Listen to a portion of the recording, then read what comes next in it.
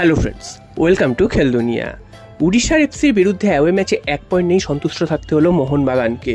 আজকের ম্যাচটা মোহনবাগানের জন্য খুবই কঠিন একটা ম্যাচ ছিল, কারণ মোহনবাগান আজ অ্যাওয়ে ম্যাচ খেলতে গেছে, তার উপর গ্রেগ স্টুয়ার্ট, মোহনবাগান দলের প্রধান ভরসাযোগ্য বিদেশি গ্রেগ স্টুয়ার্ট, তিনি কিন্তু ছিলেন না। তো এই ধাক্কাটা খেয়ে মোহনবাগান আজকের ম্যাচটায় খেলতে নেমেছিল। তো সেখান থেকে এই ম্যাচটা দেখার ছিল যে ম্যাচটা গ্রেগ স্টুয়ার্টকে ছাড়া মোহনবাগান কীভাবে খেলতে পারে। তো ম্যাচের প্রথমেই কিন্তু বিপর্যয় নেমে আসে। ম্যাচের প্রথম 1-2 মিনিটের মধ্যেই কিন্তু উড়িষ্যা এফসি ভালো দুটো সুযোগ তৈরি করেছিল, যদিও সেই সুযোগগুলো কাজে লাগাতে পারেনি তারা।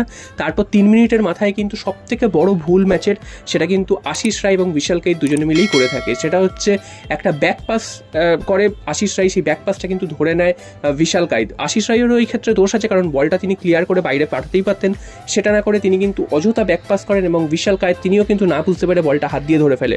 অর্থাৎ ইনডাইরেক্ট ফ্রিকিক পায় উড়িষ্যা এফসি, এবং ইনডাইরেক্ট ফ্রিকিক থেকে গোল করতে ভুল করেনি হুগো বুমোস। তো হুগো বুমো গোল করে 1-0 গোলে এগিয়ে দেওয়ার পর মনে করা হয়েছিল যে মোহনবাগান হয়তো প্রথমেই খেলা থেকে ছিটকে গেল, কিন্তু না, মোহনবাগান কিন্তু খেলায় ফিরে এসেছিল এবং দুর্দান্তভাবে মোহনবাগান খেলাটাকে হোল্ড করেছে প্রথম অর্ধে এবং প্রচুর সুযোগ তৈরি করেছে। তবে সেই একই সমস্যা গ্রেগ স্টুয়ার্ট না থাকলে, যেটা হচ্ছে অ্যাটাকিং থার্ডে মোহনবাগান বল নিয়ে যাচ্ছে, কিন্তু সেখানে গিয়ে তারা কিন্তু ফেল করছে, অর্থাৎ ফিনিশিংয়ের অভাব। বল কিন্তু শেষ পর্যন্ত গিয়ে যে গোলে শট মারবে বা গোলে একটা চান্স ক্রিয়েট করবে, সেটা কিন্তু করতে পারেনি মোহনবাগান। অসংখ্য সুযোগ তৈরি করেছে, দুটো উইং দৌড়েছে, তবে দুটো উইং অর্থাৎ মনভীর সিং এবং লিস্টন কোলাসো দুজন উইং দিয়ে দৌড়ালে বল নিয়ে গেলেও যে কাজের কাজটা শেষ পর্যন্ত সেই বলটা ডিস্ট্রিবিউট করা যাতে গোল হয়, সেই কাজটাই কিন্তু তারা করতে পারেনি।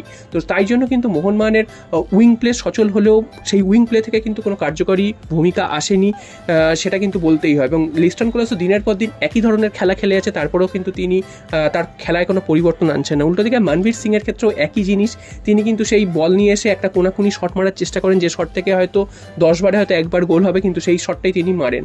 এছাড়া কিন্তু কার্যকরী ভূমিকা তাকেও নিতে দেখা যায়নি। এবং আজকের প্রথম থেকে দিমিত্রি পেট্রাটস তিনি খেলেছিলেন গ্রেগ স্টুয়ার্টের জায়গায়। তো দিমিত্রি পেট্রাটস লাস্ট যে সমালোচনা হয়েছিল তাকে নিয়ে, তার খেলা নিয়ে, সেইখান থেকে তিনি একটু হয়তো আজকে ইমপ্রুভ করেছে তার খেলা। তিনি আজকে লোড নিচ্ছিলেন, তিনি কিন্তু চেষ্টা করছিলেন, বেশ কিছু শটও নিয়েছেন, যেটা আগের ম্যাচগুলোতে দেখা যায়নি। তবে যে মেন ভরসা তৈরি করা, সেই ভরসাটা কিন্তু তিনি আজকেও তৈরি করতে পারেননি। মোহনবাগান সারা ম্যাচে টোটাল 11খানা কর্নার পেয়েছে, তার মধ্যে একটা গোল হয়েছে এবং বাকিগুলো কিন্তু একটাও কাজে লাগাতে পারেনি। এবং দিমিত্রি পেট্রাটস তিনি কিন্তু যে কোনো সেট পিস হলেই তিনি চলে যান এবং সেই বলগুলো কিন্তু তিনি হেলায় নষ্ট করেছেন, এবং প্রত্যেকটাই এমন শট মেরেছেন, এমন করেছেন যেগুলো বাইরে চলে গেছে বা প্লেয়ার কিন্তু পৌঁছতেই পারেনি সেসব জায়গায়।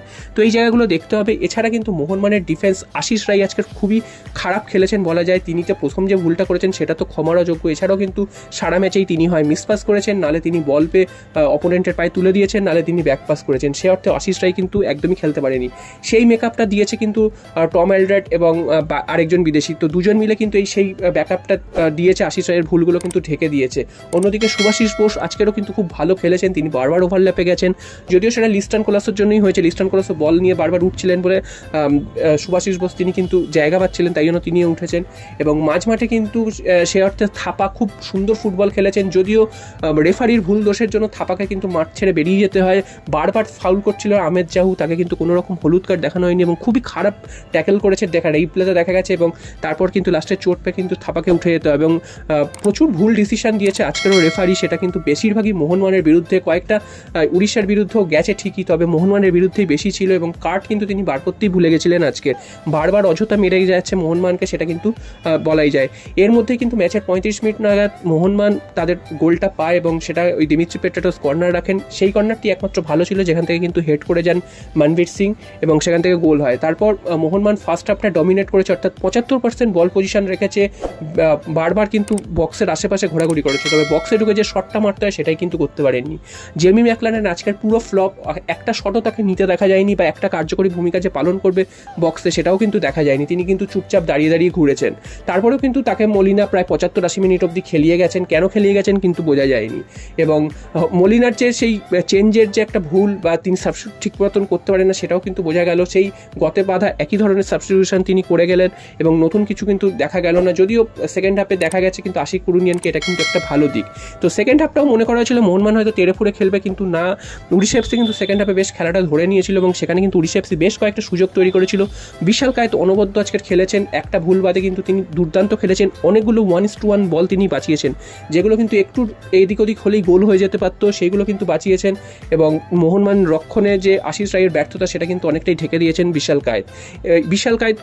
তিনি যদি বাধা হয়ে না দাঁড়াতেন তাহলে কিন্তু মোহনবাগান কিন্তু আজকের গোল খেয়ে যেতে পারত। উল্টো দিকে মোহনবাগানের কাছেও যে গোল করার সুযোগ আসেনি তা নয়, তবে মোহনবাগান যে পজিটিভ যে গোল করার সুযোগ সেই সুযোগগুলো কিন্তু তারা পায়নি, এবং যে কটা পেয়েছে সেটাও কিন্তু গোলের সামনে গিয়ে তারা যে গোলে শট মারবে বা ঠিকভাবে গোলে রাখবে সেই কাজটা কিন্তু করতে পারেনি। সব মিলিয়ে মোহনবাগান এই যে অ্যাওয়ে ম্যাচ থেকে 1 পয়েন্ট পেলো, এটা যে খুব ভালো সেটাই বলা যাবে না, তবে খুব খারাপ সেটাও বলা যাবে না, কারণ অ্যাওয়ে ম্যাচ থেকে উড়িষ্যা এফসির মতন দলের বিরুদ্ধে 1 পয়েন্ট পাওয়াটাও কিন্তু ভালো দিক। এবং মোহনবাগান একটা ম্যাচ কম খেলে রয়েছে বেঙ্গালুরু এফসির থেকে।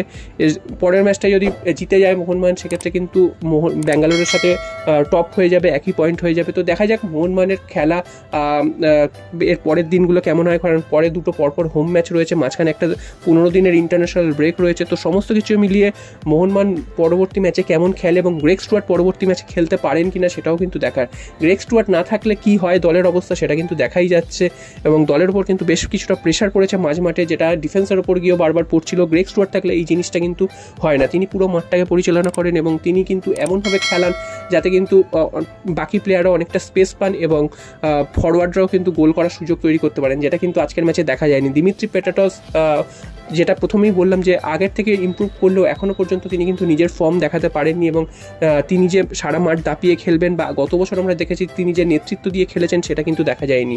এছাড়া যেগুলো সেট পিসগুলো দিমিত্রি পেটাটস নিয়েছে ম্যাক্সিমামগুলোই কিন্তু খুবই খারাপ হয়েছে, একটি মাত্র গোল হয়েছে সেটা কিন্তু ভালো সেট পিস ছিল, এছাড়া কিন্তু বাকিগুলো একদমই কিন্তু দেখার মতো নয়। তো 7 ম্যাচ থেকে মোহনবাগান 14 পয়েন্ট নিয়ে এই মুহূর্তে কিন্তু গ্রুপের দ্বিতীয় স্থানেই রইল। দেখা যাক পরবর্তী ম্যাচ মোহনবাগান জিতে আবার সেই প্রথমে বেঙ্গালুরুর